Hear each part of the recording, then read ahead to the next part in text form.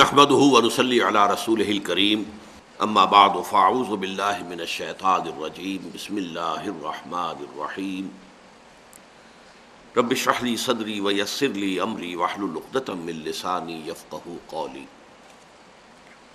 اللهم ربنا الهمنا رشدنا واعصمنا من شرور انفسنا اللهم ارنا الحق حقا وارزقنا اتباعه وارنا الباطل باطلا وارزقنا اجتنابه آمین یا رب العالمین۔ منہج انقلاب نبوی علی صاحب الصلاۃ والسلام کے ضمن میں جو گفتگو ان مجالس میں چل رہی ہے، اس میں ہم جہاں تک پہنچ چکے ہیں اسے ذہن میں تازہ کر لیں۔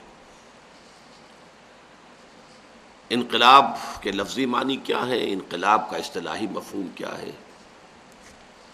نمبر 2، انقلابات عالم میں انقلاب محمدی صلی اللہ علیہ وسلم کی کیا امتیازی شان ہے، اور ان امتیازی شانوں ہی کے حوالے سے یہ نتیجہ کہ اگر ہم یہ جاننا چاہیں کہ انقلابی عمل کسے کہتے ہیں، کیا پروسیس ہے ریولوشن کا، ٹرو ریولوشن، تو ہمیں سوائے اس کے کہ ہم سیرت النبی علیہ صاحب الصلاۃ والسلام کی طرف رجوع کریں، دنیا میں کوئی اور سورس اس کی نہیں۔ پھر ہم نے جنرلائز ٹرمینالوجی میں دینی اصطلاحات سے اجتناب کرتے ہوئے یہ سمجھنے کی کوشش کی ہے کہ کسی انقلاب کے مراحل کون کون سے ہوتے ہیں، اور میں نے عرض کیا تھا کہ میں نے وہ اخذ کیے ہیں سیرت النبی سے صلی اللہ علیہ وسلم، لیکن ابتداءً بیان انہیں جنرلائز ٹرمز میں کیا ہے تاکہ جو دینی اصطلاحات کے کچھ مفہوم جو محدود قسم کے ہیں وہ ذہنوں میں راسخ ہو چکے ہیں، ان سے ذرا ہٹ کر بات کھل کر سامنے آ جائے۔ پھر ہم نے اب اس خاکے میں سیرت النبی صلی اللہ علیہ وسلم کے حوالے سے رنگ بھرنا شروع کیا۔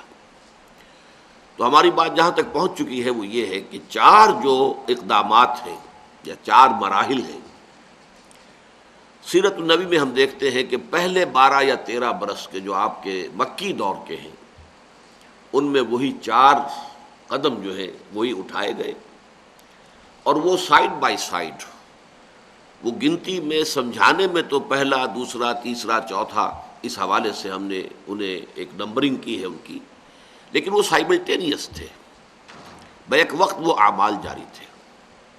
نمبر 1، دعوت ایمان بذریعہ قرآن، اور ذرائع ابلاغ جو بھی اس وقت میسر تھے ان سب کے بھرپور استعمال کے ذریعے۔ پھر جنہوں نے اس ایمان کو قبول کیا، اس انقلابی فکر اور نظریے کو تسلیم کیا، شعوری طور پر انہیں آرگنائز کرنا، جس کی پہلی بنیاد تو یہ تھی کہ جس نے بھی حضور کو مان لیا کہ آپ اللہ کے نبی ہیں، آپ اللہ کے رسول ہیں، تو اس کے لیے لامحالہ اطاعت لازمی تھی۔ تو تنظیم کا جو اصل تقاضا ہے، جو اس کا ایسنس ہے، سمع و اطاعت، وہ تو اول روز ہی سے موجود ہے۔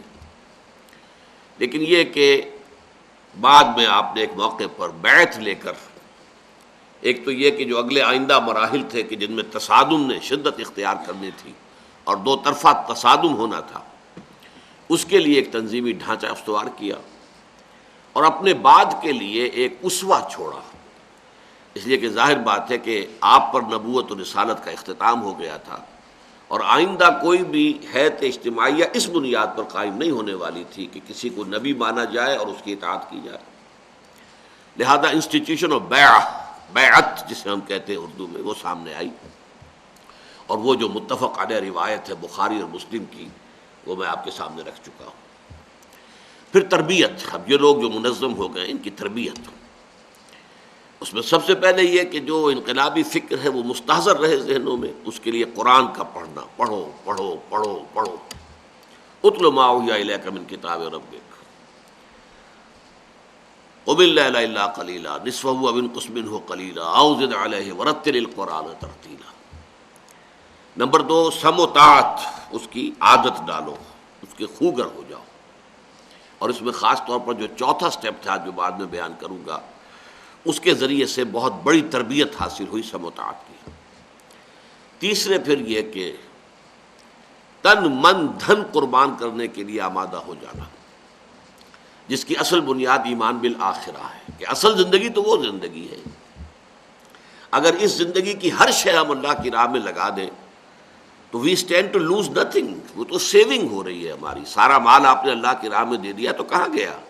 وہ تو در حقیقت اللہ کے اس اخروی بینک میں ڈپازٹ ہو گیا ہے جہاں بہت بڑا منافع ملنے والا ہے. اور اصل زندگی آخرت کی زندگی ہے. تو آپ جان بھی دے دیں گے تو اس میں کون سی بڑی بات ہوئی؟ در حقیقت یہاں جان دے دینا اس مقصد کے لیے حیات جاوداں حاصل کرنے کے مترادف. مزید برآں ایک روحانی تربیت کے لیے مخالفت نفس، یہ جو ہمارا اینیمل انسٹنکٹس والا نفس ہے، اڈ اور لبیڈو، اس کو کچلنے کے لیے قیام اللیل یا صلاۃ تہجد اور انفاق فی سبیل اللہ، خرچ کرو خرچ کرو خرچ کرو. یہ تربیت نبوی کے اہم جو ہے عنوانات ہیں. چوتھا سٹیپ یہ تھا کہ جب تک طاقت کافی نہ ہو جائے، کوئی بھی پرسیکیوشن ہو، کوئی بھی تشدد ہو، کوئی بھی زیادتی کی جائے، خواہ زبانی کلامی خواہ جسمانی طور پر، اینی پرسیکیوشن وربل اور physical, take it without any retaliation. صبر محض، صبر کرو. پیسو ریزسٹنس، ڈٹے رہو، پیچھے نہ ہٹو. احد احد احد، چاہے تمہارا مار مار کر بھرکس نکال دے لیکن جوابی کارروائی کوئی نہیں. Passive resistance. یہ 4 مراحل ہیں کہ جو ساتھ کے ساتھ 12-13 برس تک جو ہے مکے کے اندر جاری رہے. اس کے بعد اصل میں آیا ہے جو کروشل سٹیج ہے. میں نے عرض کیا تھا کہ سب سے زیادہ جو ہے جو فیصلہ کن بات ہے وہ یہ ہے کہ کب اور کیسے پیسو ریزسٹنس ایکٹیو ریزسٹنس میں تبدیل ہو. یہ ہے انتہائی کریٹیکل، انتہائی فیصلہ کن مرحلہ. اور دونوں باتیں میں عرض کر چکا ہوں. اگر یہ قبل از وقت ہو جائے تو بھی تباہی ہے. ابھی آپ کی طاقت اتنی نہیں تھی، ابھی تربیت کی وہ کیفیت نہیں حاصل ہوئی تھی، ابھی سم و تعابت کی وہ کیفیت ابھی حاصل نہیں ہوئی تھی، تعداد ابھی اتنی نہیں تھی، لیکن آپ جلد بازی میں اقدام کر بیٹھے، نظام کو، ایگزسٹنگ سسٹم کو چیلنج کر دیا.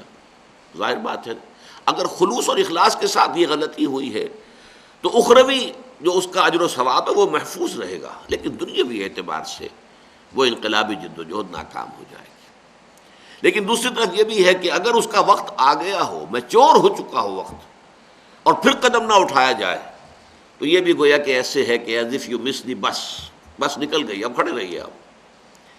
تو اس وقت کا احساس بھی صحیح ہے کہ ہونا چاہیے وقت پر، اور بر وقت اقدام بھی ہونا چاہیے، لیکن قبل از وقت اقدام نہ ہو. اب یہاں یہ بات نوٹ کر لیجئے کہ یہ فیصلہ نبی اکرم صلی اللہ علیہ وسلم کی اس انقلابی جد و جہد میں اللہ تعالیٰ نے کیا ہے، لہذا وہ ہر خطا سے پاک ہے. آئندہ جب بھی کبھی یہ قدم اٹھے گا تو ظاہر بات ہے کہ جو بھی اس وقت کی انقلابی جماعت ہوگی، اس کی جو قیادت ہے، اس کا اجتہادی فیصلہ ہوگا. یہ اجتہادی فیصلہ جو ہے اس میں خطا کا بھی امکان ہے اور اس میں صحیح اور ثواب رعایت کے پہنچ جانے کا بھی امکان ہے، لیکن ظاہر بات ہے کہ خطا کی شکل میں بھی اخروی ثواب محفوظ رہتا ہے اگر خلوص اور اخلاص کے ساتھ سارا کام کیا گیا. یہ جو مرحلہ ہے اس کا اصل میں ہمارے سیرت نگاروں نے عام طور پر جو اس 20ویں صدی میں کتابیں لکھی گئیں، بشمول علامہ شبلی کی سیرت اور بھی دوسرے حضرات نے جو کتابیں لکھی، اس میں اس مرحلے کو نہ صرف یہ کہ ڈاؤن پلے کیا گیا ہے بلکہ مسخ کیا گیا ہے، اس کی غلط تعبیر کی گئی ہے، غلط توجیہ کی گئی ہے. اس لیے کہ مغرب نے ہمارے خلاف پروپیگنڈا کیا تھا کہ اسلام تو تلوار سے پھیلا ہے، یہ بڑا خونی مذہب ہے، یہ تو بوئے خون آتی ہے اس قوم کے افسانوں سے. محمد عربی نے تو تلوار کے ذریعے سے اپنے دین کو پھیلایا صلی اللہ علیہ وسلم. میں آپ کو بتا چکا ہوں ٹوائنبی کا جملہ، Muhammad fled as a prophet but succeeded as a statesman مین. اور منگومری واٹ کی 2 کتابیں، محمد at Mecca, Muhammad at Medina صلی اللہ علیہ وسلم، اور کنٹراسٹ اس نے جو ہائی لائٹ کیا. لہذا ہمارے ہاں سے کچھ لوگوں نے بڑا اپولوجیٹک انداز اختیار کیا، معذرت خواہانہ. نہیں نہیں نہیں نہیں، حضور نے تو صرف دفاعی جنگیں لڑی ہیں، وہ تو کفار کی طرف سے اقدام ہوا تھا، وہ حملہ آور ہوئے تھے. وہ مکے سے چل کر 1000 کی فوج لے کر نکلے تھے، یہاں سے تو صرف دفاع ہوا ہے، کوئی اقدام نہیں ہوا۔ یہ بات 100% غلط ہے۔ ایک تو انقلابی جد و جہد کے حوالے سے ایک منطقی جو تقاضا ہے اس کو سمجھ لینا چاہیے، یہ تو اس انقلاب کے داعیوں کا کام ہے کہ وہ اقدام کریں۔ اصل میں جو بھی ایگزسٹنگ سسٹم ہوتا ہے، پولیٹیکو سوشو اکنامک سسٹم، وہ تو اسٹیٹس کو چاہتا ہے، وہ نہیں چاہتا کوئی تبدیلی آئے۔ لہذا فرض کیجئے کہ جب مکے سے لوگ چلے گئے، حضور چلے گئے، صحابہ کرام چلے گئے، تو ایک طرح سے یوں سمجھیے کہ ان کے سر سے بلا ٹل گئی، لہذا ان کی طرف سے ابھی کسی اقدام کا سوال نہیں تھا۔ اگرچہ یہ نوٹ کر لیجئے، عام اصطلاحات کے حوالے سے بتا رہا ہوں آپ کو کہ ایک ہوتے ہیں ڈوز، ایک ہوتے ہیں ہاکس۔ ہر معاشرے میں، ہر ملک میں، ہر انتظامیہ میں اس طرح کے لوگ ہوتے ہیں۔ پینٹاگون میں بھی، امریکہ کا جو ادارہ ہے اس میں بھی ہاکس بھی ہیں، ڈوز بھی ہیں۔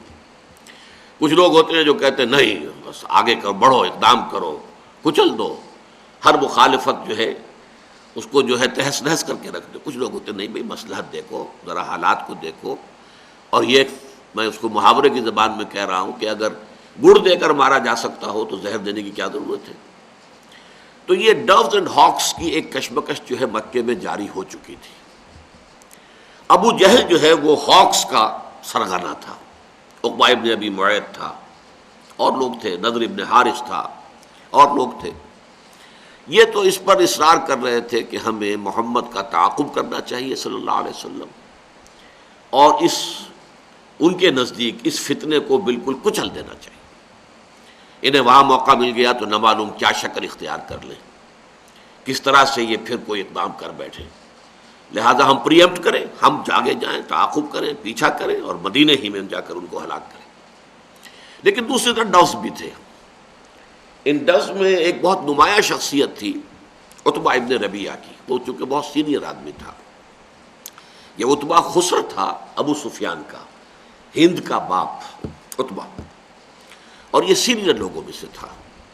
چنانچہ جب حضور پر آغاز ہی ہوا تھا وحی کا، اور پہلا ایک ریئیکشن لوگوں کا یہ تھا جو میں بیان کر چکا ہوں کہ شاید کوئی آسیب کا اثر ہو گیا محمد پر صلی اللہ علیہ وسلم، یا یہ کہ کوئی ان کا چلہ جو ہے وہ الٹا پڑ گیا ہے اور ان کا دماغی توازن جو ہے وہ خراب ہو گیا ہے، مجنون جب کہا گیا، تو اس شخص نے آ کر ایک دفعہ کہا تھا حضور سے، بھتیجے میرے تعلقات بہت سے عاملوں کے ساتھ ہیں، اگر واقعی کوئی بدروح تم پر مسلط ہو گئی ہے تو مجھے بتاؤ، میں تمہارا علاج کرا دوں۔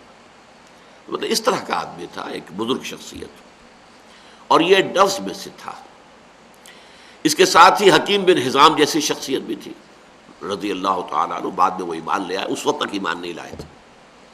وہ حضرت خدیجہ الکبریٰ رضی اللہ تعالیٰ عنہا کے قریبی اعزاء میں سے تھے، بہت شریف النفس انسان تھے، یہی وجہ ہے بعد میں وہ ایمان بھی لے آئے۔ تو اس طرح کے لوگ تھے، وہ کہتے تھے کہ دیکھو بھائی بلا تمہارے سل سے ٹل گئی۔ اب یہ ہے کہ محمد جو ہے، یہ عتبہ کی بات ہے اور بڑی گہری بات ہے، معلوم ہوتا ہے کہ بہت بڑا اسٹیٹس مین تھا۔ اس نے کہا کہ اب محمد وہاں جا کر بھی نچلے تو بیٹھنے والے نہیں ہیں صلی اللہ علیہ وسلم، وہاں پر یہی کشاکش اور کشمکش شروع ہو جائے گی جو یہاں ہے۔ تو گویا کہ اب محمد کا مقابلہ ہوگا بقیہ عرب سے۔ اب اس تصادم میں، اس مقابلے میں اگر محمد پورے عرب پر غالب آ جائیں صلی اللہ علیہ وسلم تو ہمیں کیا نقصان ہے بھائی؟ وہ ہمارا قرشی بھائی ہے نا۔ گویا کہ قریش کی باضابطہ حکومت پورے عرب پر قائم ہو جائے گی، اور اگر عرب محمد کو ختم کر دے صلی اللہ علیہ وسلم اور ان کے ساتھیوں کو، تو جو تم چاہتے ہو وہ ہو جائے گا، بغیر اس کے کہ تم اپنی تلواروں کو اپنے بھائیوں کے خون سے آلودہ کرو۔ آخری اپنے بھائی ہیں نا۔ ابو بکر کون ہے؟ بنی تیم کے ایک فرد ہے، قریش قرشی ہے۔ عمر کون ہے؟ بنو علی کے ایک فرد ہے، قرشی ہے۔ محمد خود کون ہے؟ بنو ہاشم میں سے ہے، ان کے ساتھ حمزہ ہیں، کون ہے؟ عبد المطلب کے بیٹے ہیں، یہ ہمارے اپنے بھائی بند ہیں۔ تو ہم اپنی تلواریں جو ہیں ان کے خون سے رنگین کریں، کیا فائدہ؟ اگر یہی کام آن اور بہاف بقیہ عرب کر دے فبہا، اور اگر کہیں محمد غالب آ جائے تو مطلب کیا ہوگا کہ قریش کی حکومت جو ہے وہ پورے عرب پر قائم ہو جائے گی۔ یہ کنٹروورسی ابھی چل رہی تھی، کہ اقدام جو ہے وہ محمد عربی صلی اللہ علیہ وسلم کی طرف سے ہو گیا. یہ حصہ ہے تاریخ کا کہ جسے چھپایا گیا ہے، کتمان کیا گیا ہے. چنانچہ مولانا شبلی نے اس کو بہت ہی کہیں حاشیے میں کوئی تھوڑا سا دے دیا ہے، ورنہ یہ اہم ترین حصہ جو ہے اس کو انہوں نے یہ کہ چھپانے کی کوشش کی ہے کہ کہیں یہ بات سامنے نہ آ جائے کہ پہل حضور کی طرف سے ہوئی ہے. اقدام جو بھی باہم پھر جنگوں کا سلسلہ شروع ہوا اس میں اقدام محمد کی طرف سے ہوا صلی اللہ علیہ وسلم. اگر یہ بات ثابت ہو جاتی ہے تو مغرب کے ہمارے اوپر جو اعتراضات ہیں وہ پھر گویا کہ صحیح ثابت ہو جائیں گے، ہمارے پاس کوئی توجیہ جو ہے باقی نہیں رہے گی. لیکن واقعہ کیا ہے وہ اب میں آپ کے سامنے رکھتا ہوں. حضور جب ہجرت فرما کر مدینہ تشریف لے آئے، یہ ربیع الاول سن 1 ہجری شمار ہوتا ہے. اس کے بعد آپ نے 6 مہینے لیے ہیں صرف. کس چیز کے لیے؟ اسے میں اب جدید اصطلاح میں کہہ رہا ہوں internal consolidation of his position at Medina. اب نئے نئے آئے ہیں مدینے میں، نئے نئے مہاجرین آئے ہیں یہاں پر. یہاں جب تک کہ اپنی جگہ مستحکم نہ ہو جائے، پوزیشن مضبوط نہ ہو جائے، تو کوئی اقدام جو ہے وہ غلط ہوگا. باہر کی طرف رخ کرنے سے پہلے اندرونی استحکام ضروری ہے. تو یہ بڑی عمدہ ایک ریلیشن شپ قائم ہوتی ہے کہ 6 مہینے اور 3 کام. پہلا کام مسجد نبوی کی تعمیر، ایک مرکز وجود میں آ گیا. اب یہ نماز کے لیے بھی ہے، عبادت گاہ بھی ہے، یہی دار الندوہ بھی ہے، باہمی مشاورت کے لیے ہے، یہی گویا کہ سوشل سینٹر ہے، یہی پر مسلمانوں کو جو ہے تعلیم کا اور تدریس کا نظام جاری ہے. یہ سارا معاملہ، وہ خانقاہ بھی ہے، وہ دارالعلوم بھی ہے، اور وہ دارالحکومت بھی ہے، پارلیمنٹ ہاؤس بھی ہے، شورا بھی ہے، سب کچھ ہے. تو ایک مرکز، ایک کام. دوسرا کام، یہ جو 2 عناصر اب مدینے میں جمع ہو گئے، ایک پرانے جو یہاں کے رہنے والے تھے اوس اور خزرج جو ایمان لے آئے، اور ایک ادھر سے جو مہاجرین آئے ہیں. ظاہر بات ہے کہ قبیلے علیحدہ ہیں، اور اس زمانے میں تو 350 برس کا فاصلہ بہت بڑا، 350 میل کا فاصلہ بہت بڑا فاصلہ تھا. ان کے درمیان کوئی قرب تھا ہی نہیں. ویسے بھی پیشے کے اعتبار سے وہ تجارت پیشہ اور یہ زراعت پیشہ، ہر اعتبار سے مختلف، روایات مختلف. لیکن ان کو انٹیگریٹ کرنا کہ یہ ایک آرگینک ہول بن جائے، وحدت. ان کے اندر جو ہے یہ اختلاف جو ہے کہیں کسی موقع پر کہیں کمزوری کی ایک سورس نہ بن جائے. چنانچہ تاریخ انسانی کا وہ واقعہ جس کی کہ واقعتاً کہ کوئی نظیر پوری تاریخ نہیں دے سکتی، مواخات جو بین المہاجرین والانصار ہوئی ہے. مہاجرین میں سے ایک، انصار میں سے ایک، بھائی بھائی قرار دے دیا حضور نے. اور پھر اس درجے ہوا ہے معاملہ کہ جو انصاری صحابی تھے ان میں سے اگر کسی کی دکان تھی، اس نے اپنی دکان کے بیچ میں دیوار کھڑی کر دی، لو بھائی آدھی تمہاری آدھی میری، یہاں تم بیٹھ کے کاروبار کرو. محمد نے صلی اللہ علیہ وسلم تمہیں میرا بھائی بنایا. مکان تھا، مکان میں بیچ میں دیوار کھڑی کر دی، یہ تمہاری رہائش کے لیے، یہ میری رہائش ہے. یہاں تک کہ ایک انصاری صحابی اپنے مہاجر بھائی کو گھر لے گئے. ان کی 2 بیویاں تھیں، اور پردے کے احکام تو نہ آئے تھے، نہ پردہ وہاں کہیں تھا. عرب میں کوئی پردے کا رواج تھا ہی نہیں. گھر میں لے گئے سیدھے، کہا یہ 2 بیویاں میری، ان میں سے جو تمہیں پسند ہو تم اشارہ کر دو، میں طلاق دے دوں گا، تم شادی کر لو. میں یہ برداشت نہیں کر سکتا کہ میرا گھر تو آباد ہو اور میرے بھائی کا، جسے کہ اللہ کے رسول اور نبی نے میرا بھائی قرار دیا ہے، اس کا گھر آباد نہ ہو. یہ ہے وہ انٹیگریشن، ایک بنیان مرصوص بنانے. اگرچہ ہمیں معلوم ہوتا ہے تاریخ میں بعد میں بھی کبھی کبھی منافقین کی سازش سے وہ رکھنے سے پڑ جاتے تھے. وہ پرانی روایات ان کے حوالے سے مہاجرین اور انصار میں، انصار کے دونوں قبیلوں میں کبھی کبھی ایک چپقلش میں ابھر آتی تھی. لیکن یہ کہ بائی اینڈ لارج جس کو ہم کہیں گے وہ یہ کہ اس طریقے سے انہیں یکجان 2 پیکر بنا دیا ہے کہ معلوم ہوتا ہے جیسے کہ ایک آرگینک ہول ہے. نمبر 3، اور یہ وہ شے ہے جسے منٹگومری واٹ نے بہت بڑا خراج تحسین ادا کیا ہے. حضور کی اسٹیٹس مین شپ، اس کو بہت بڑا خراج تحسین. آپ نے جو 3 قبیلے وہاں یہود کے آباد تھے انہیں معاہدوں میں جکڑ لیا۔ یہ میثاق مدینہ کیا تھا؟ اس سے خامخواہ آج کل کچھ لوگ جو ہیں وہ ایک مخلوط قومیت کے لیے دلیل کے طور پر پیش کرتے ہیں۔ وہ ایک حضور کی انقلابی جد و جہد کے ایک مرحلے پر ایک اقدام تھا، اور یہ اقدامات تو بدلتے رہے۔ کسی موقع پر حضور نے صلح کی، کسی موقع پر صلح کی پیشکش جو ہے ٹھکرا دی۔ تو یہ تو در حقیقت اس انقلابی عمل میں کس وقت کس چیز کا تقاضا ہے، کس وقت کون سی شے مصلحت میں ہے، اس سے طے ہوتا ہے۔ بہرحال اس کا جو اصل اس انقلابی جد و جہد میں مقام ہے وہ یہ ہے کہ یہ میثاق مدینہ در حقیقت جوائنٹ ڈیفنس آف مدینہ کی شکل اختیار کر گیا کہ اگر مدینے پر حملہ ہوگا، یہ ہے اس کا کرکس، اصل شے، تو ہم ایک امت کی حیثیت سے دفاع کریں گے۔ باقی معاملات اپنے اپنے ہیں، مذہبی معاملات ہیں، یہ ہیں وہ ہیں، سب جو ہیں اپنی ذمہ داریاں ادا کریں گے۔ مقدمات قتل کے ہوں گے تو اپنی اپنی دیت، اپنی اپنی چیزیں ادا کریں گے، یہ سارا اپنی جگہ رہے گا۔ لیکن اگر حملہ ہو جاتا ہے مدینے پر، گویا کہ وہ جو ہاکس کی بات ہو رہی تھی مکے میں، اس کے لیے بھی حضور نے خود ہی پیش بندی کر لی کہ اگر وہ ہاکس جو ہے if they get the upper hand اور قریش آ کر مدینے پر چڑھائی کرتے ہیں، تو ایسا نہ ہو کہ پھر یہ یہودی جو ہے علیحدہ ہو کر کھڑے ہو جائیں یا ان کا ساتھ دے دیں۔ تو جوائنٹ ڈیفنس آف مدینہ کا پیکٹ کیا ہے ان کے ساتھ۔ یہ بہت اہم معاہدہ تھا۔ یہ 3 کام حضور نے کیے جن کا حاصل، میں نے وہ اصطلاح پہلے استعمال کر دی ہے، internal consolidation of his position at Medina. مدینہ منورہ میں اپنی حیثیت کو مستحکم کرنا۔ اور آپ نوٹ کیجئے 7ویں مہینے سے آپ نے اقدام شروع کر دیا، ایکٹیو ریزسٹنس۔ وہ اقدام کیا تھا؟ آپ نے پے بپے چھوٹے چھوٹے دستے بھیجنے شروع کیے۔ وہ جو کیروان روٹس تھے، تجارتی قافلوں کے راستے، یہ میں بیان کر چکا ہوں کہ قریش کی خوشحالی کا اصل سبب کیا تھا۔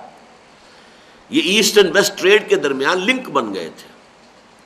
ان کے قافلے شمال میں جاتے تھے گرمی کے زمانے میں، اور سردی کے زمانے میں جنوب کی طرف جاتے تھے، اور ان کے یہ ہے کہ سارا یمن اور شام کے ساحل کے درمیان جو ہے، ان بندرگاہوں کے درمیان سارا جو ہے مرچنڈائز ادھر سے ادھر، ادھر سے ادھر، یہ ساری گویا کہ ایک طرح کے انہیں منوپولی حاصل ہو گئی تھی ایسٹ اینڈ ویسٹ ٹریڈ کے اندر۔ اور وہ اس لیے حاصل ہوئی تھی کہ ان کے قافلے پر کوئی حملہ نہیں کرتا تھا، کوئی لوٹ مار نہیں کرتا تھا۔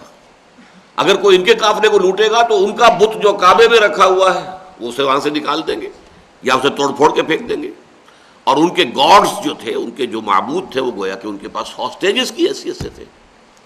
لہذا انہیں وہ تحفظ حاصل تھا۔ لإلاف قریش إلافهم ليلة الشتاء والصيف فليعبدوا رب هذا البيت الذي أطعمهم من جوع وآمنهم من خوف۔ اس سورہ مبارکہ میں اسی کی طرف اشارہ کیا گیا۔ بہرحال اس کے خلاف حضور نے اقدام کیا۔ آپ نے اکثر جو مہمیں بھیجی وہ تو تھی شمالی جو راستہ تھا، کاروان روٹ جو شام کی طرف جاتا تھا، تو وہ بدر سے ہو کر گزرتا تھا۔ بدر کی وادی جو ہے اس کا ایک سرا جو ہے وہ شام کی طرف ہے، ایک سرا جو ہے وہ مکے کی طرف ہے، ایک جو دہنا ہے مشرقی، اس کا دروازہ کھلتا ہے مدینے کی طرف۔ گویا کہ یہ 3 راستے آ کر اس وادی میں، وادی بدر میں، کہ جو ہر چہار طرف تو باقی پہاڑوں سے ہے، یہ 3 راستے اس میں نکلتے ہیں۔ تو یہاں سے ہو کر قافلے گزرتے تھے، اور وہ مدینے سے تو صرف 80 میل کے فاصلے پر ہے، اور مکے سے وہ 200 میل کے فاصلے پر ہے۔ تو یہاں سے حضور نے دستے بھیجنے شروع کیے، اپنی پریزنس ثابت کر دی، we are very much here now, اور تھریٹن کیا ان کی لائف لائن کو۔ لائف لائن یہ جو انسان کی زندگی کی شہرک ہوتی ہے، تو ان کی زندگی، ان کی جو معاشی زندگی تھی، اس کی شہرک تھی یہی تجارت۔ اس تجارتی شاہراہ کو حضور نے گویا کہ تھریٹن کیا۔ اب ذرا نوٹ کیجئے، 1 سال میں 8 مہمیں ہیں۔ ربیع الاول سن 1 میں آپ تشریف آور ہوئے ہیں مدینہ منورہ میں۔ اب گنتی کر لیجئے، ربیع الاول سے ربیع الثانی، جمادی الاول، جمادی الثانی، رجب، شعبان، رمضان، 6 مہینے سے آپ نے شروع کر دیا۔ رمضان سن 1 ہجری میں سریہ سیف البحر، شوال سن 1 میں سریہ رابغ، ذی قعدہ سن 1 میں سریہ خرار، سفر سن 2 ہجری میں غزوہ ابوا یا ودان۔ اب یہ غزوہ اور سریہ کا فرق سمجھ لیجئے۔ یہاں تو حضور صرف کوئی چھاپا مار دستہ بھیجتے تھے، خود نہیں جاتے تھے، وہ سریہ کہلاتا ہے، جس کی جمع سرایا ہے. اور جب حضور خود بھی شریک ہوتے تھے وہ غزوہ کہلاتا ہے، جس کی جمع غزوات ہے. تو پہلے جو میں نے 3 گنوائے وہ سرایا ہے، سریہ سیف البحر، سریہ رابغ، سریہ خرار. لیکن پھر سفر 2 میں غزوہ ابوا یا ودان، پر ربیع الاول سن 2 میں غزوہ بوات، ربیع الاول سن 2 ہی کے اندر غزوہ صفوان، جمادی الاول اور جمادی الاخری سن 2 میں غزوہ ذی العشیرہ، یہ اور پھر سب سے آخری سریہ نخلہ، یہ رجب سن 2 میں. یہ 1 سال کے اندر ایک رمضان سے دوسرے رمضان تک، یعنی سن 2 کے رمضان میں غزوہ بدر ہو گیا، سن 1 کے رمضان سے آپ نے پہلا سریہ بھیجا. ان سرایا کا مقصد تھا ان تجارتی قافلوں کا راستہ روکنا. اب اس کو آپ کہیں گے، 2 اصطلاحات اب جدید میں آپ کے سامنے رکھ رہا ہوں. اکنامک بلاکیڈ آف مکہ،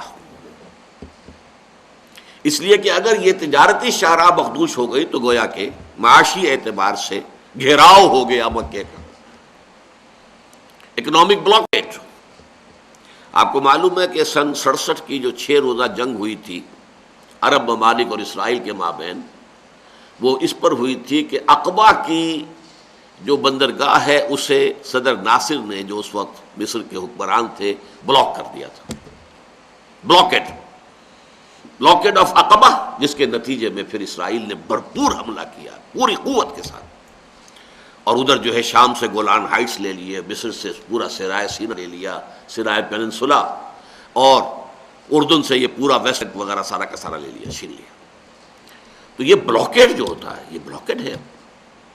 اور اس میں حضور صلی اللہ علیہ وسلم خود گئے ہیں. غزوہ ذی العشیرہ جو ہے یہ تو در حقیقت وہ غزوہ ہے کہ یہ اصل میں ایک بہت بڑا قافلہ تیار کیا گیا تھا کہ جتنے مہاجرین مکے کو چھوڑ کر مدینے چلے گئے تھے ان کا اساس البیت سارا ضبط کیا گیا، اور اس سے پھر ایک فنڈ کریٹ کیا گیا، کیپٹل بنایا گیا. اس سے یہ ایک بہت بڑا جو ہے وہ ایک قافلہ تیار کیا گیا. وہ اصل میں فنڈ ریز کر رہے تھے تاکہ یہ جو بھی اب اگلے مراحل آنے ہیں محمد کے ساتھ ٹکراؤ کے، اگر آنے ہیں تو اس کے لیے ہم اپنی پوری جو معاشی حیثیت مستحکم کر لیں.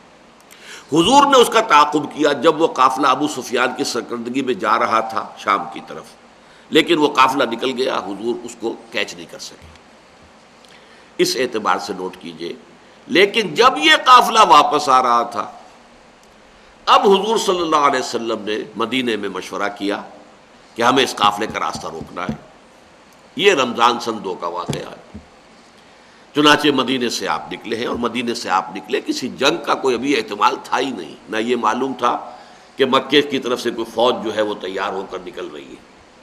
وہ تو یہی تھا کہ جیسے ہم نے پہلے قافلوں کے راستے روکے تھے، اس کا راستہ روکنا. اسی لیے وہاں سے لوگ جو ہے بغیر ہتھیاروں کے ساتھ آ گئے. اس سے پہلے تمام سرایا میں اور جو بھی حضور نے بھی جو غزوات میں حصہ لیا، تو صرف یہ ایک بالکل ایکسکلوسیولی مہاجر فینومینن تھا. اس میں کوئی انصاری شریک نہیں ہوا تھا، باقی سب مہاجرین تھے. یہ پورے کے پورے جو بھی میں نے آپ کو گنوائے ہیں 8 کے 8 جو مہمیں ہیں، جن میں سے 4 سرایا ہیں اور 4 غزوات ہیں.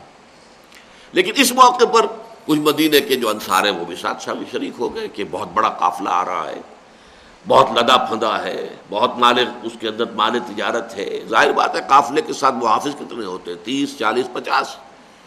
تو ہم آسانی سے اوور پاور کر کے تو اور بہت بڑی جو ہے ہمیں غنیمت حاصل ہو جائے گی. تو بہت سے لوگ ساتھ ہو گئے. اس وقت تک جنگ کی کوئی پوزیشن سامنے تھی ہی نہیں. یہ میں پھر اس کے بعد بیان کروں گا. جب آرمڈ کانفلکٹ شروع ہوا ہے تو یہ در حقیقت غزوہ بدر ہوا کیسے ہے. اس میں بھی مولانا شبلی نے بھی اور اس طرح کے دوسرے لوگوں نے حقیقت کو چھپانے کی کوشش کی ہے. بہرحال ایک طرف تو یہ شکل بن گئی، دوسری طرف غزوہ آپ نے ایک سریہ بھیجا نخلا، حضرت عبداللہ ابن جحش رضی اللہ تعالی عنہ کے ساتھ. مختلف تعداد آتی ہے، 8 یا 10 11 12 افراد کو دے کر. اور یہ ہے بہت مشکل مہم، کیونکہ باقی سارے یہ سرایا اور جتنے بھی غزوات تھے یہ تھے مدینے سے قریب تر، یعنی وہ راستہ کہ جو شام کی طرف جا رہا تھا، جو بدر سے گزر کر. لیکن یہاں کیا ہوا کہ یہاں بھیجا جا رہا ہے نخلا، اور نخلا ہے در حقیقت ایک شہر کے جو مکے کے بھی جنوب مشرق میں ہے، مکے اور طائف کے درمیان نخلا۔ ان سے کہا یہ گیا، اور ذرا نوٹ کیجئے، سیکریسی، ایک خط لکھ کر دے دیا گیا سیل کر کے۔ عبداللہ ابن جاش سے کہا گیا کہ تم ایک دن یا جتنے وقت کی مسافت پر جب یہاں سے مدینے سے باہر چلے جاؤ مکے کی طرف، پھر کھولنا اس خط کو اور دیکھنا اس میں کیا لکھا ہے، اس پر عمل کرنا۔ جب انہوں نے جا کر جو بھی وقت طے ہوا تھا اس پر وہ کھولا تو لکھا تھا کہ تم جاؤ نخلا میں قیام کرو اور قریش کی نقل و حرکت سے ہمیں باخبر رکھو۔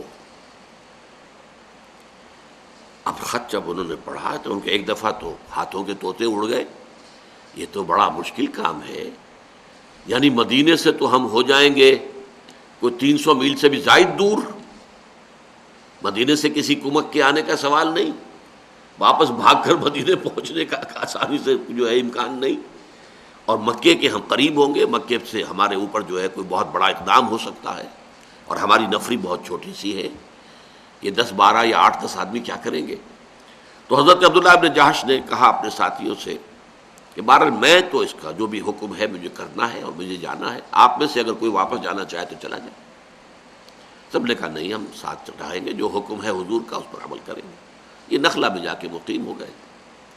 وہاں سے ایک قافلہ گزرا، وہ مختصر سا قافلہ، اس میں مال تجارت بھی تھا، چند لوگ ساتھ تھے۔ اب کیا شکل ہوئی ہے، کیسے مٹ بھیڑ ہو گئی ہے کہ انہوں نے حملہ کیا، ایک جو مشرک مکے کا تھا ان کے ہاتھوں مارا گیا، اور غالباً 1 یا 2 کو یہ قیدی بنا کر ساتھ لے آئے، اور قافلے کا جو مال تھا وہ مال غنیمت کے طور پر لے آئے۔ تو حضور نے اظہار ناراضگی فرمایا کہ دیکھو میں نے تمہیں جنگ کرنے کی اجازت نہیں دی تھی، میں نے تو کہا تھا کہ صرف وہاں پر مقیم رہو اور ہمیں قریش کی نقل و حرکت سے مطلع کرتے رہو۔ یہ تم نے خود آگے بڑھ کر کام کیا، آپ نے وہ مال غنیمت بھی قبول نہیں کیا، لیکن کوئی صدا بھی نہیں دی۔ اس لیے کہ ظاہر بات ہے کہ یہ صورتحال کیسے ڈیولپ ہو گئی، اچانک ہو گیا، اور چونکہ واضح طور پر روکا بھی نہیں گیا تھا کہ جنگ ہرگز نہیں کرنی، کسی صورت میں نہیں کرنی، لہذا ایسا نہیں تھا کہ اس میں کوئی معصیت ہو گئی ہو، کسی حکم کی خلاف ورزی ہو گئی، سزا بھی نہیں تھی۔ لیکن اب اس کا آپ تصور کیجئے کہ وہ جو باقی لوگ بھاگے گئے وہاں پر مکے کے اندر، انہوں نے شور مچا دیا کہ محمد کے آدمیوں نے ہمارا ایک آدمی مار دیا، ہمارا قافلہ لوٹ لیا۔ اب اس سے آپ خود اندازہ کر سکتے ہیں کہ وہاں ہاکس کی جو ہے ان کو تقویت حاصل ہو گئی، اور ڈوز کی بات کمزور پڑ گئی۔ اب تو اقدام محمد نے کر دیا، بھائی ہمارا آدمی مار دیا، پہلے ہم نے تو کوئی اقدام کیا نہیں، ہم نے ان کا کوئی آدمی نہیں مارا، ہم نے کچھ نہیں کیا، اور انہوں نے اقدام کیا۔ اور اس میں یہ بھی ہو گیا تھا کہ یہ رجب کا معاملہ تھا، اور یہ کہ ابھی وہ اشہر حرم جو ہیں وہ باقی تھے، اسی میں یہ واقعہ ہو گیا۔ تو گویا کہ حضور کے آدمیوں نے اشہر حرم کی بھی بے حرمتی کر دی، یک نشد دو شد، 2 کام ہو گئے، ایک تو ہمارا آدمی مار دیا اور ہمارا قافلہ لوٹ لیا، اور ایک یہ کہ اشہر حرم کی بے حرمتی کی ہے، اس میں لڑائی کی ہے۔ یہ چیز بہت کافی تھی مکے میں وار کرائی کے لیے، کہ ایک جنگ کے لیے جو ہے ندا اور صدا اور غلغلہ بلند ہو جائے۔ اسی موقع پر ایک اور معاملہ ہو گیا۔ ابو سفیان جو قافلہ لے کر گئے تھے، اور ان کے علم میں تھا کہ محمد اور ان کے ساتھیوں نے صلی اللہ علیہ وسلم رضی اللہ تعالیٰ عنہ میرا پیچھا کرنے کی کوشش کی ہے، میں نکل آیا ہوں، لیکن یقیناً جب میں واپس جاؤں گا تو دوبارہ یہی صورتحال پیش آ سکتی ہے۔ لہذا انہوں نے ایک تو SOS کال بھیج دی مکے، ایک آدمی کو دوڑایا، بھاگو جاؤ، اور جا کر مکے میں چیخ و پکار بلند کرو کہ دوڑو دوڑو، اپنے قافلے کی حفاظت کرو، محمد اور اس کے آدمی صلی اللہ علیہ وسلم رضی اللہ تعالیٰ عنہ اجمعین وہ قافلے پر حملہ کرنے والے۔ اس سے وہ وار کرائی جو ہے، اب وہ تو ظاہر بات ہے کہ معاملہ بہت ہی زیادہ نزاکت والا ہو گیا۔ اگرچہ ابو سفیان نے ایک اور حکمت عملی یہ برتی کہ ادھر تو یہ ایس او ایس کال بھیج دی، ادھر یہ کہ راستہ بدل دیا، وادی بدر میں داخل ہی نہیں ہوئے، بلکہ وہ پہاڑ کے دوسری طرف جو تہامہ کا علاقہ کہلاتا ہے، یہ حجاز جو ہے، حجاز کو حجاز اس لیے کہتے ہیں کہ یہ پہاڑی علاقہ، پہاڑی دیوار حائل ہے گویا کہ شمالاً جنوباً یہ حجاز چلتا ہے، لیکن اس پہاڑی سلسلے سے لے کر اور ساحل تک، بحیرہ قلزم کا جو ساحل ہے ریڈ سی کا، اسے تہامہ کہتے ہیں، یہ میدانی علاقہ ہے۔ تو بجائے اس کے کہ وہ اس راستہ لیتے، لمبا تو ہو گیا، لیکن یہ کہ وہ ساحلی راستہ اختیار کر کے اپنے قافلے کو بچا کے بھی لے گئے، لیکن وہاں جو وار کرائی پہنچ چکی تھی، اس کے نتیجے میں پھر 1000 کا لشکر وہاں تیار ہوا ہے۔ یہ گویا کہ ریٹیلیشن ہے، یہ جو بھی حضور کی طرف سے اقدام ہوا ہے، اور اقدام کے لیے ایک لفظ تو میں نے پہلے آپ کو بتایا تھا، اکنامک بلاکیٹ آف مکہ، اس کے ساتھ ایک دوسرا لفظ، دوسری اصطلاح بھی نوٹ کر لیجئے، پولیٹیکل آئسولیشن آف قریش۔ حضور جب غزوات میں گئے، جہاں گئے اس علاقے کے قبیلے سے آپ نے صلح کی، کو معاہدہ کیا۔ یہ سارے کے سارے پہلے جو ہے قریش کے تابع تھے، قریش کے حلیف تھے۔ یہ میں آپ کو پہلے بتا چکا ہوں کہ اگرچہ کوئی فارمل حکومت جزیرہ نما عرب میں نہیں تھی، لیکن یہ کہ بے تاج بادشاہ کی حیثیت جو ہے وہ قرشیوں کو حاصل تھی خانہ کعبہ کی وجہ سے، لہذا سارے کے سارے قبائل گویا کہ قریش کے تابع تھے۔ لیکن حضور نے کسی سے مصالحت کر لی، صلح کر لی، تو اب گویا کہ قریش کے مقابلے میں حضور کا zone of influence, political influence بڑھ گیا، قریش کا گھٹ گیا۔ پہلے وہ حلیف تھے قریش کے، اب حلیف ہو گئے محمد کے صلی اللہ علیہ وسلم۔ یا بعض نے یہ کہا کہ صاحب ہم تو نیوٹرل رہیں گے، ہم نہ قریش کی مدد کریں گے آپ کے خلاف، نہ آپ کی مدد کریں گے قریش کے خلاف۔ ٹھیک ہے، اس سے بھی ظاہر بات ہے کہ zone of influence, political influence of Quraish diminished, اب وہ جو ہے نیوٹرل ہو گئے، اب ان کے ساتھی نہ رہے، حلیف نہ رہے۔ تو یہ ہے اصل میں پیسو ریزسٹنس کے بعد ایکٹیو ریزسٹنس کا جو 1 سال ہے حضور کا، یعنی یوں سمجھیے کہ رمضان سن 1 سے شروع ہو کر اور رمضان سن 2 ہجری کے درمیان کا جو 1 سال ہے، جس میں یہ 8 مہمیں ہیں، 4 سرایا ہیں اور 4 غزوات ہیں، یہ در حقیقت ایکٹیو ریزسٹنس، جو میں نے کہا تھا کہ نظام کو چھیڑے تو وہ پوری طاقت کے ساتھ ریٹیلیٹ کرے گا۔ جیسے کہ گاندھی نے نمک بناؤ تحریک شروع کی، پرماتما کا سمندر ہے، پرماتما نے اس میں نمک پیدا کیا ہوا ہے، ہم تو پرماتما کے سمندر سے پرماتما کا پیدا کیا ہوا نمک نکالنے جا رہے ہیں۔ ہم نے تو کسی کو کچھ نہیں کہا، ہم نے برطانیہ کے خلاف کوئی بغاوت نہیں کی، کچھ نہیں کیا، لیکن اس کے معنی کیا تھے؟ ایکسائز ڈیوٹی تھی اس پر، تو گویا کہ آپ نے taxation policy of British India اسے چیلنج کر دیا۔ تو نظام جو ہوتا ہے پولیٹیکل سوشو اکنامک سسٹم، وہ تو ایک آرگینک ہول ہوتا ہے، جیسے انسانی جسم ہے، کوئی اگر یہاں پر زخم لگے گا تو درد آپ کو محسوس ہوگا، جسم کے کسی حصے میں کوئی نقص ہو، وہ پورا کا پورا جسم جو ہے، حدیث کے الفاظ بھی ہیں، یہ پورا کا پورا جسم جو ہے وہ بخار میں اور جاگ کر جو ہے اس درد کو محسوس کرتا ہے۔ اسی طریقے سے وہ نظام جو ہے، چاہے آپ نے صرف ادھر چٹکی بری ہے یا ادھر کوئی اس کو جو ہے چھیڑا ہے، لیکن جب وہ ریٹیلیٹ کرتا ہے تو پوری طاقت کے ساتھ، اور اس کا مظہر ہے کہ 1000 کی فوج تیار ہوئی۔ اصل میں ہمارے نزدیک تو آج کل یہ 1000 کو خاص بڑی تعداد ہے ہی نہیں، لیکن آپ اس عرب کے خاص پس منظر کو ذہن میں رکھیے، اس کے اعتبار سے یہ بہت بڑی فوج تھی، اور کیل کانٹے سے لیس پوری تیاریاں اس کے لیے کی گئی تھی۔ وہ قافلہ جو ہے وہ ظاہر بات ہے کہ وہ تو بعد میں پہنچا ہے، یہ نکل کے آ چکا تھا، یہ 1000 کا جو ہے 1000 اونٹ لے کر چلے تھے، اس لیے کہ روزانہ جو ہے وہ 100 آدمیوں کے لیے 1 اونٹ ذبح ہوتا تھا ان کی وہ راشننگ کے لیے، پھر یہ کہ 100 گھوڑوں کا ایک جو ہے رسالہ بھی ساتھ تھا، بڑی تیاری کے ساتھ، دھوم دھڑکے کے ساتھ، اور تقریباً شور، بالکل یقین کہ اب ہم ختم کر کے آئیں گے، اب تو یہ ہماری اتنی بڑی طاقت ہے، محمد کی کیا مجال اور ان کے ساتھیوں کی صلی اللہ علیہ وسلم رضی اللہ تعالیٰ عنہ مجمعین، وہ کہاں کھڑے رہ سکتے ہیں اس طاقت کے مقابلے میں۔ لہذا ابو جہل نے پہلے ہی کہہ دیا تھا یہ یوم الفرقان ہوگا، اس میں طے ہو جائے گا کہ اللہ کس کے ساتھ ہے۔ دیکھیے نوٹ کیجئے اس کو، اللہ کو وہ مانتے تھے، میں پہلے بھی آپ کو بتا چکا ہوں، اللہ کے وہ منکر تو نہیں تھے، اللہ کے ساتھ کچھ چھوٹے معبود مانتے تھے، لیکن بڑا معبود تو اللہ ہی تھا ان کے نزدیک بھی. تو اس حوالے سے اس نے کہا یہ معلوم ہو جائے گا اللہ کس کے ساتھ ہے اور کون حق پر ہے، محمد یا ہم صلی اللہ علیہ وسلم. اس لیے کہ اسے یقین تھا کہ ہم کامیاب ہوں گے اور ہم کچل کر آئیں گے اب محمد کو اور ان کے ساتھیوں کو صلی اللہ علیہ وسلم رضی اللہ تعالیٰ عنہ. تو یہ میں نے آپ کے سامنے جو 5واں مرحلہ ہے ایکٹیو ریزسٹنس، اس کی تفصیل بیان کی. 6 مہینے آپ نے مدینے میں جا کر صرف internal consolidation of his position at Mecca, 3 کام: بلڈنگ آف دی ماسک، مواخات برادرہڈ بٹوین مہاجرز اینڈ انصارز، and joint defence pact with the Jewish tribes. 6 مہینے سے آپ نے چھوٹے چھوٹے دستے بھیجنے شروع کر دیے. یہ تفاصیل اب جو سیرت کی کتابیں لکھی جا رہی ہیں ان میں الحمدللہ بہت نمایاں ہو کر یہ بات آ رہی ہے. اس سے بات ثابت ہوتی ہے کہ دین کو غالب کرنا تو آپ کا مقصد بعثت تھا. آپ کوئی جو ہے جس کو کہ یہ ہمارے مغربی مورخین لکھتے ہیں ہجرت کو فلائٹ ٹو مدینہ، فلائٹ ہوتا ہے فرار، جان بچا کر بھاگنا. It was not a flight, یہ تو اصل میں ایک آلٹرنیٹ بیس کی طرف.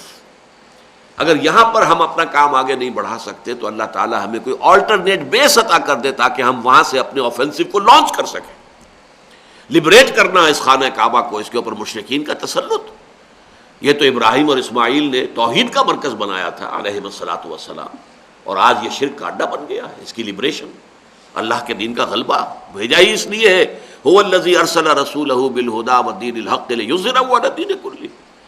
تو حضور جو مدینے گئے تھے وہ وہاں کے نخلستانوں کی ٹھنڈی چھاؤں میں آرام کرنے کے لیے تو نہیں گئے تھے. آپ نے آلٹرنیٹ بیس کی حیثیت سے پہلے آپ نے سوچا تھا کہ طائف، لیکن طائف بدقسمت ثابت ہوا. طائف کے 3 بڑے سرداروں نے آپ کی دعوت کو رد کر دیا، بلکہ بہت ہی آپ کی توہین کی، استہزاء کیا، تمسخر کیا.